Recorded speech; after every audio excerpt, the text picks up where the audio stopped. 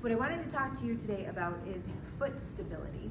So we had talked a little bit last week about what it means to have balance and to have some stability, but it truly begins with your feet. And sometimes we have a hard time with foot pain or with foot weakness in general. And so I wanted to give you a couple of exercises that might help you with that. And one of them is a little bit creepy. So I know we've talked about it in class before, but it's worth a mention. And if I were doing it from a standing position, you would see me creepily use my toes to pull myself across the floor. All right, and sometimes that can be a little hard, especially if your feet aren't that strong.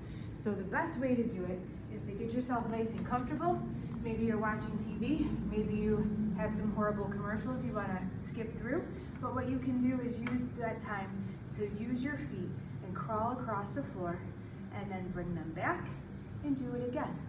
And so you don't wanna make your feet so tired that they hurt, you just wanna get used to using those toes to pull yourself across the floor. And it totally looks creepy, doesn't it?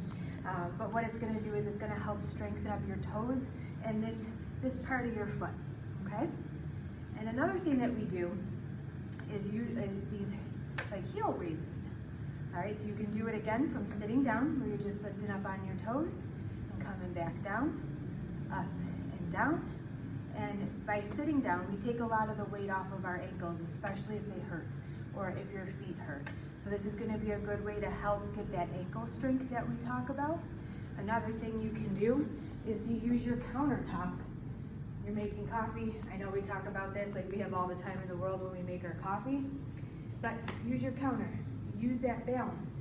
Come up on your toes and back down. A couple times and just get used to it. If you did this a little bit every day, your feet and your ankles are gonna get really, really strong. And a way to kind of test your balance is to no-hand it, right? And so make sure that everything is lined up like we talk about. You come up and back down. Up and back down.